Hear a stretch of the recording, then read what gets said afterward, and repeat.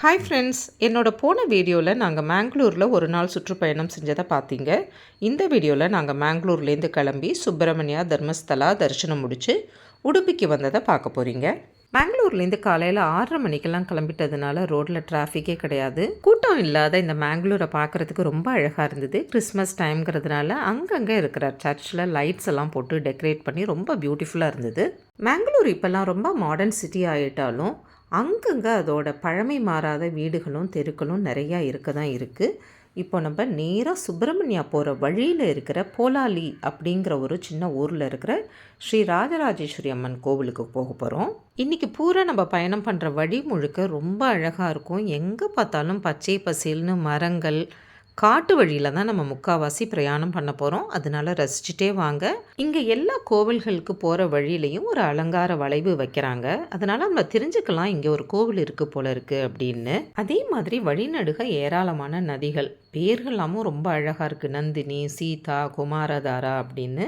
இதோ நம்ம ராஜராஜேஸ்வரி கோவில் வந்துட்டோம். ரொம்ப அமைதியான சூழலில் இருக்கிற அழகான இந்த கோவில் கிபி 8ஆம் நூற்றாண்டில் சுரதாங்கிற மன்னரால் கட்டப்பட்டிருக்கு. அவருக்கு பின்னாடி வந்த நிறைய மன்னர்களும் இந்த கோவிலை புதுப்பிச்சுட்டே இருந்திருக்காங்க. இந்த கோவிலில் இருக்கிற ஸ்ரீ ராஜராஜேஸ்வரியோட சிலை சிறப்பு மருத்துவ குணங்களை கொண்ட களிமண்ணால் செய்யப்பட்டதாம். கர்நாடகாவோட பெரும்பாலான கோவில்கள் மாதிரி இந்த கோவில்லையும் 365 நாளும் அன்னப்பிரசாதம் வழங்கப்படுறது. நாங்கள் போன சமயத்தில் அப்போ தான் பூஜை நடந்து ஆரத்தி நடந்துட்டு இருந்தது. ரொம்ப அற்புதமான தரிசனம். அம்பாலை பார்க்க அத்தனை ஒரு அழகு. இந்த ராஜராஜேஸ்வரி அம்மன் நேற்று நம்ம மேங்களூரில் பார்த்த கட்டில் துர்கை அம்மனுக்கு அக்கா அப்படின்னு சொல்கிறாங்க. இந்த கோவிலில் வருஷம் நடக்கிற செண்டு திருவிழாங்கிறது ரொம்ப வித்தியாசமான ஒரு திருவிழா. தீமைக்கு எதிரான நன்மையோட போராட்டத்தை எடுத்து சொல்கிற மாதிரி இங்கே நடக்கிற கால்பந்து போட்டியில் இந்த சுற்று வட்டாரத்தில் இருக்கிறவங்க எல்லாரும் வந்து கலந்துப்பாங்களாம். இந்த கால்பந்து போட்டிக்கு பெரிய ரசிகராக இருந்த திப்பு சுல்தான் தான் வந்து பார்க்கறதுக்காகவே தனக்காக இங்கே ஒரு மேடை கூட கட்டி வச்சிருந்தாராம். போகிற வழியில் ஆதித்யான்னு ஒரு நல்ல ரெஸ்டாரண்ட்டில் பிரேக்ஃபாஸ்ட் சாப்பிட்டுட்டு போனோம். இனிமேல் சுப்பிரமணியா போகிற வரைக்கும் காட் செக்ஷன் தான் ரொம்ப பியூட்டிஃபுல்லாக இருந்தது. எதை பார்த்தாலும் ஃபோட்டோ எடுக்கணும், வீடியோ எடுக்கணும்னு ஆசையாக இருந்தது. இந்தியாவோட வெஸ்ட் கோஸ்ட்டில் கொங்கன் ரீஜனில் ஆரம்பித்து கேரளா வழியாக கன்னியாகுமரி வரைக்கும் இருக்கிற பிரதேசம் பரசுராம க்ஷேத்திரம் அப்படின்னு சொல்லப்படுறது. கர்நாடகாவில் பரசுராமரால் எழுப்பப்பட்ட 7 கோவில்களில் இந்த குக்கே சுப்பிரமணியமும் ஒரு கோவில். குமாரதாரா நதிக்கரையில் அமைஞ்சிருக்கிற இந்த கோவில் 5000 வருஷத்துக்கு மேலே பழமையானதுன்னு சொல்கிறாங்க. இதுதான் குமாரதாரா ரிவர். இதுக்கு பக்கத்தில் இருக்கிற குமார பர்வதம்ங்கிற மலையில் தான் சுப்பிரமணிய சுவாமி விநாயகரோட துணையோட தாரகாசுரனையும் சூரபத்மனையும் அழிச்சதா வரலாறு. நாகங்களோட ராஜாவான வாசுகி பறவைகளோட ராஜாவான கருடன் கிட்டேருந்து தப்பிக்கிறதுக்காக அத்தனை நாக கூட்டத்தோடையும் வந்து இங்கே இருக்கிற சுப்பிரமணிய சுவாமியை சரணடைஞ்சு அவரோடையே ஒன்றா கலந்துட்டதுனால இங்கே இருக்கிற சுப்பிரமணிய சுவாமி நாகர் உருவலியே வழிபடப்படுறார்.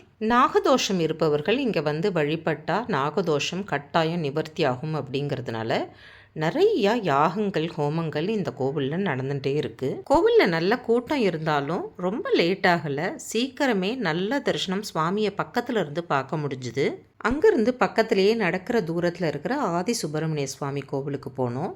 இங்கே தான் பரசுராமர் நாகராஜாவை வழிபட்டு தன்னோட சர்ப்பதோஷ நிவர்த்தி பெற்றதா ஐதீகம். 2 கோவில்லையும் நல்ல தரிசனத்தை முடிச்சுட்டு இங்கேருந்து நேராக தர்மஸ்தலா நோக்கி கிளம்பினோம்.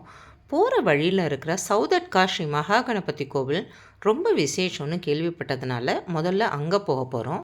பல 100 வருஷங்களுக்கு முன்னாடி ஒரு அரச குடும்பத்தோட கோவிலாக இருந்தது இந்த மகா கணபதி கோவில். எதிரிகளால் அழிக்கப்பட்டு சேதப்படுத்தப்பட்ட போது அந்த பக்கம் மாடு மேய்ச்சிருந்த சிறுவர்கள் இந்த பிள்ளையாரை மட்டும் எடுத்து காப்பாற்றி ஒரு வெள்ளரி தோட்டத்துக்குள்ளே ஒளிச்சு வைக்கிறாங்க. துளு மொழியில் சௌதேனா வெள்ளரிக்கா, அட்கா அப்படின்னா புல்வெளி. அதனால தான் இந்த இடத்துக்கு சௌதட்கா அப்படின்னு பேர் வந்தது. தங்களுக்கு தெரிஞ்ச மாதிரி அந்த பிள்ளையாருக்கு பூஜையெல்லாம் பண்ணி வழிபட்டுட்டு வந்திருக்காங்க. கொஞ்ச நாள் கழித்து அந்த ஊர்க்காரங்க எல்லாருமா சேர்ந்து இந்த பிள்ளையாருக்கு கோவில் கட்டலாம் அப்படின்னு முடிவு பண்ணின போது அவங்க கனவுலெல்லாம் பிள்ளையார் வந்து, வேண்டாம், எனக்கு கோவில் கட்டாதீங்க, நான் இப்படி திறந்த வெளியிலேயே இருக்கேன், அப்போ தான் நிறையா பக்தர்கள் வந்து என்னை எப்போ வேணாலும் எப்படி வேணாலும் தரிசனம் பண்ணலாம் அப்படின்னு சொன்னதுனால இன்னி வரைக்கும் இந்த பிள்ளையாருக்கு கோவில்னு எதுவுமே இல்லாமல் திறந்த வழியிலேயே நம்மளுக்கெல்லாம் காட்சி கொடுக்குறார். நாங்கள் இந்த கோவிலுக்கு போகிற வரைக்கும் எங்களுக்கு இந்த விஷயம் தெரியாது. அடடா, இங்கேயும் க்யூ இருந்தால் என்ன பண்ணுறதுன்னு பயந்துட்டே போனால், நீ கஷ்டப்படாத, நான் உனக்கு அப்படியே காட்சி தரேன் அப்படின்னு அந்த பிள்ளையார் அங்கே இருந்தார் பாருங்கோ. அவ்வளவு சந்தோஷமாக இருந்தது. அதுவும் நாங்கள் போன போது அபிஷேகம் நடந்த அலங்காரம், ஆரத்தி எல்லாம் கண் குளிர எந்த ஒரு க்யூவோ டிக்கெட்டு எதுவும் இல்லாமல் பார்த்தது அவ்வளோ ஒரு சந்தோஷத்தை கொடுத்தது. ஆசை தீர நிறைய நேரம் நின்று தரிசனம் பண்ணிவிட்டு அங்கே கொடுத்த அவல் வெல்லம் தேங்காய் எல்லாம் போட்டு ஒரு பிரசாதத்தை வாங்கிட்டு அங்கேருந்து கிளம்பினோம். இப்போ நம்ம இங்கேருந்து நேராக க்ஷேத்திர தர்மஸ்தலா அப்படிங்கிற பெரிய க்ஷேத்திரத்துக்கு போக போகிறோம். கர்நாடகாவோட ரொம்ப ரொம்ப முக்கியமான கோவில் இது.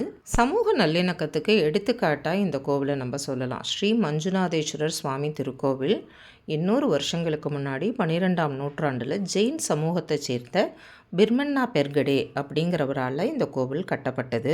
20 தலைமுறைகளை கடந்து அதே குடும்பத்தை சேர்ந்த வீரேந்திர ஹெக்டே என்பவரால் இப்போ அந்த கோவில் நிர்வகிக்கப்பட்டு வருது. இந்த கோவிலோட அன்னதானம் ரொம்ப ரொம்ப விசேஷம். எந்த வேறுபாடும் இல்லாமல் எத்தனை பேர் எப்போ வந்தாலும் இந்த கோவிலில் அன்னப்பிரசாதம் நடந்துகிட்டே இருக்கும். இந்த கோவிலில் நடக்கிற விசேஷ சேவா ஒன்றுத்துக்கு நாங்கள் டிக்கெட் வாங்கிட்டு உள்ளே போனதுனால ரொம்ப லேட் ஆகாமல், ஆனாலும் 1 மணி நேரம் ஆச்சு, நல்ல ஆனந்தமான தரிசனம் கிடச்சிது. அங்கேயே வயிறு நிறைய அன்னப்பிரசாதமும் சாப்பிட்டுட்டும் அங்கேருந்து கிளம்பினோம். இந்த ஊர் முழுக்க இந்த ஹெக்டே ஃபேமிலி நடத்துகிற கல்வி நிறுவனங்கள், ஆஸ்பத்திரிகள், மற்ற என்னென்ன சேவை இருக்கோ அத்தனையும் இந்த ஃபேமிலி பண்ணுறாங்க. நல்லோர் ஒருவர் உளரேல் அவர் பொருட்டு எல்லோருக்கும் பெய்யும் மழை அப்படிங்கிறதுக்கு எடுத்துக்காட்டாக இந்த ஒரு குடும்பம் செய்கிற நல்ல காரியத்தினால இந்த பிரதேசமே செழிப்பாக இருக்கிறத நம்ம கண்கூடாக பார்க்கலாம்.